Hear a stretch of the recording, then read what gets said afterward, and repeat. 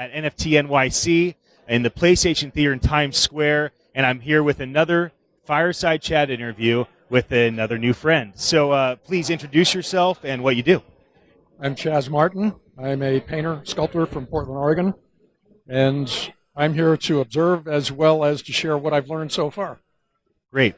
How's this event been? Has it met, exceeded expectations? What have you enjoyed, and what would you like to see for future blockchain NFT events? So far, I've seen an incredible amount of imagination, an incredible amount of chaos, and I'm saying that as a good thing. Chaos for me is an indication that there's room for more creativity, more innovation, and I value that highly. Things aren't locked down. Nothing's cast in stone at this point, so there's lots of room for a lot of different ideas to really mature, really become something. So that's, speaking to the future, to come back next year, I expect to see a lot of other new ideas, and a lot of the ideas that I've heard discussed today maybe have blossomed and turned into something a little more tangible. Yeah, that's great. And are you looking to forge informal, formal partnerships, make investments, business development? Like, who are you looking to connect with? People, organizations, and how should this conversation start? Where do you want them to lead?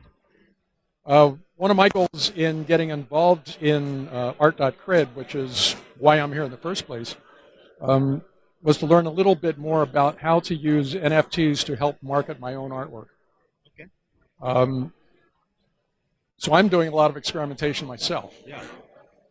And what I'm talking about tonight, I'm doing the final keynote about NFT 2024, kind of the future of the blockchain NFT industry.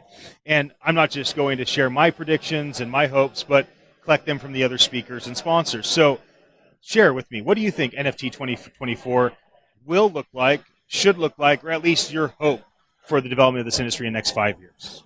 I see a lot more artists, painters, sculptors, artists of all kinds, capitalizing on using NFTs as a way to build larger communities, larger followers, larger communities of collectors. Yeah. And in doing that, making themselves all the more successful. Currently, I think in the art market, unless you're already fairly successful, the gallery system really is not favorable, and the gallery system is not as strong and powerful as it used to be, which really puts the burden back on artists to sell thyself.